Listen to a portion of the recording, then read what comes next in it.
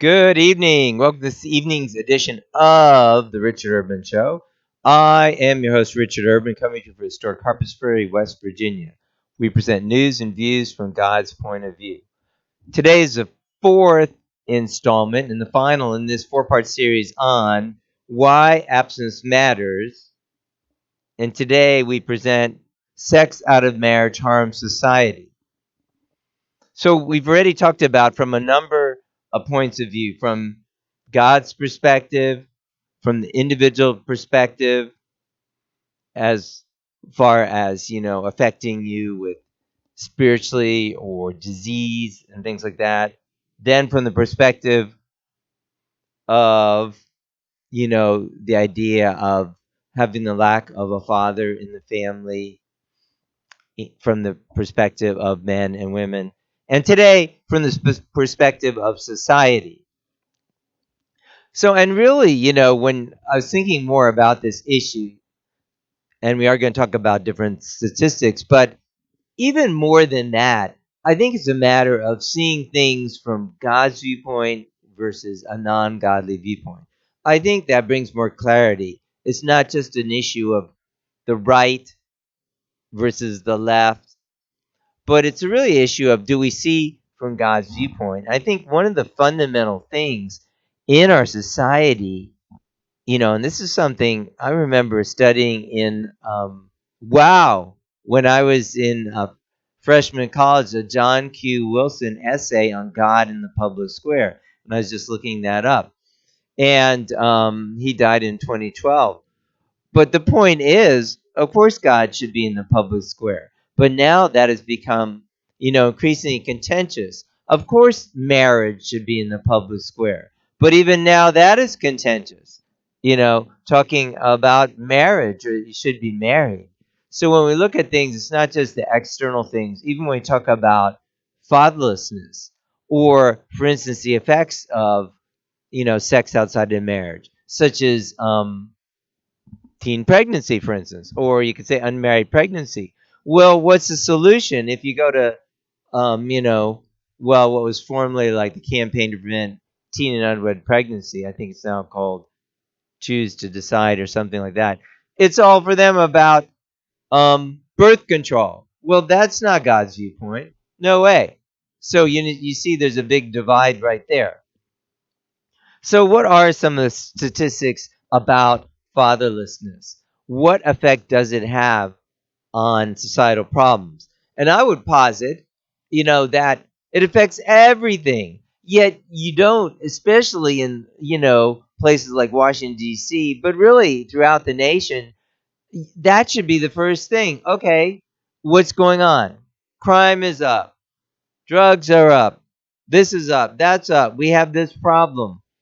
What's the number one issue you should look at? Well, how many stable families are in this area, in this neighborhood, in this state, in this city? So that's what we really need to be looking at. Stable families. And if families ultimately only stable, if it's a God-centered family, that's really what needs to be done to bring true stability. Because one of the first things I looked up for tonight's program, for instance, was the statistic regarding divorce. So, of course, that's one way people become fatherless if they divorce. Well, in 1960, from 1960 until 1995, for instance, there was a one-third increase in the population of the United States. Population of the United States increased by about 33%. So while population increased by one-third, divorce increased 4 times or 12 times more than the rate of population increase.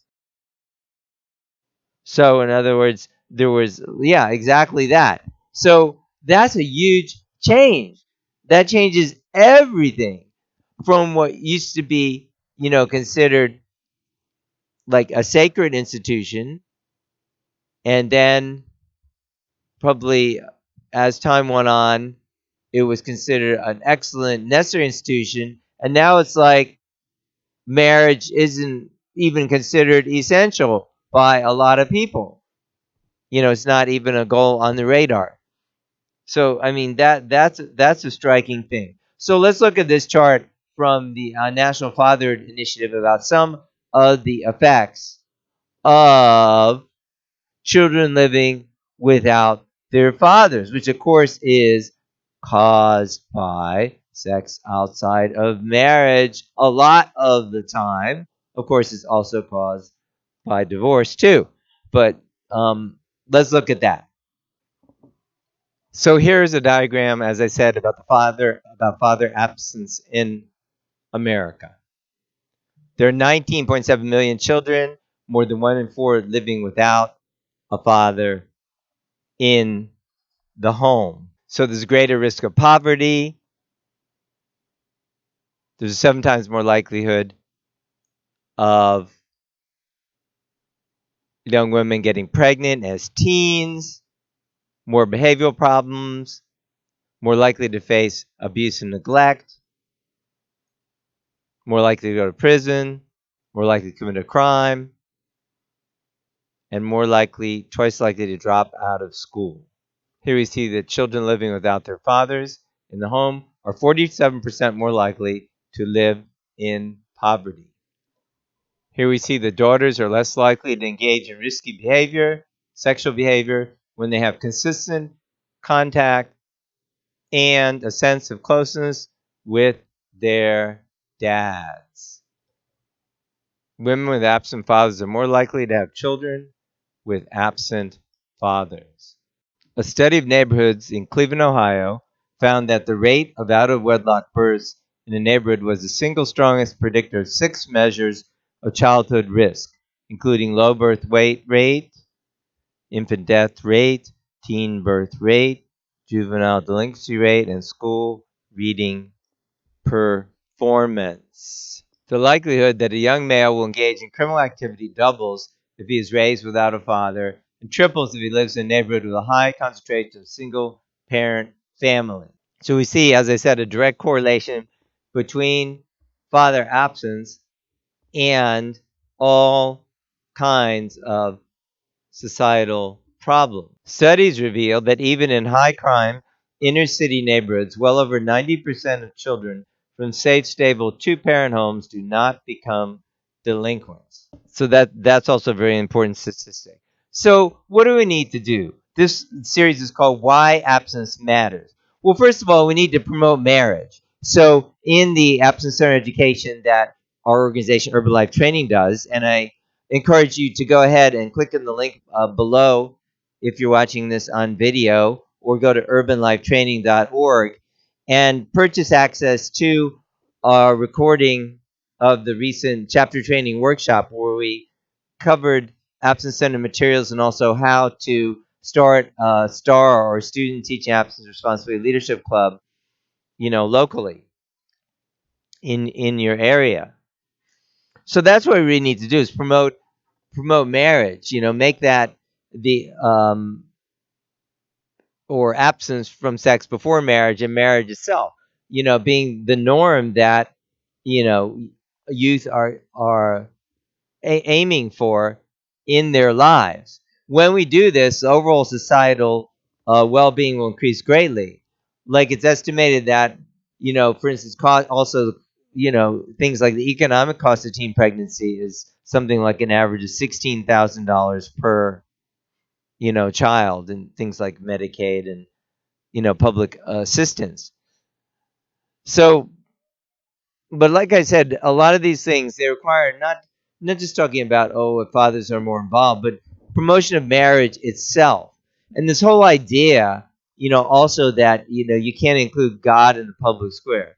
Now, of course, we have many materials, and the workshop I referred to is not a faith-based workshop, but yet ultimately, when we do look at marriage, an important factor is what is God's viewpoint of it.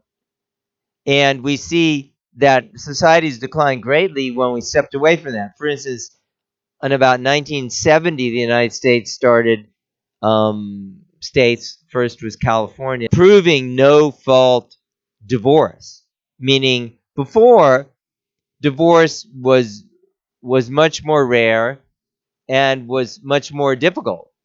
So you had to have a reason to divorce, like infidelity or abuse, and those kind of reasons. And so divorce was extremely, much less common. So that's what I was referring to early in the program. Like in 1960, there were 393,000 divorces in the whole country. And by 1995, that skyrocketed 4 times, as I was explaining, to almost 1,200,000. And, it's been a large number ever since then as well. So these things are affected by changes in how society views marriage and views things from a God-centered perspective. So from God's perspective, of course marriage is important. We've been pointing that out from the beginning. That's the way God created for humankind to live and to procreate, and most importantly, to experience love can only come when you have an object partner.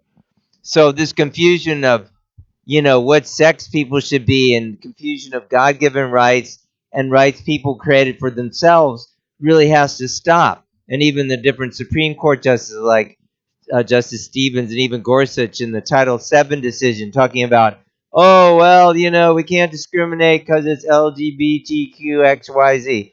Hello, that's not a God-given right. How about if I say that people who have a depressed side of the nose, then they have a God-given right? Look, what I'm trying to say is it depends on what God-given rights are given from God-given traits, aspects, i.e. we're human, i.e. we're male, i.e. we're female, inborn traits, not things we just chose. So that's why the whole homosexual question and LGBTQ and all these things, it doesn't mean that people don't have rights and freedoms, but they're certainly not guaranteed by the Constitution, these so-called rights, and this mass chaos and confusion. So the same thing with marriage and fatherhood. Those, it's very easy to see what's right and wrong.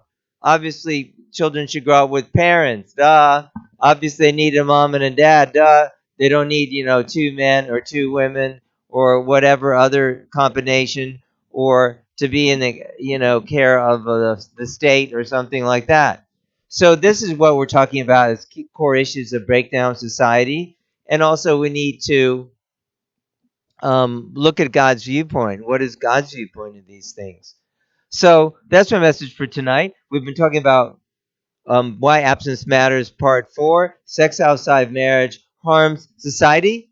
I hope you'll be blessed this week, and take care, and we will see you next time.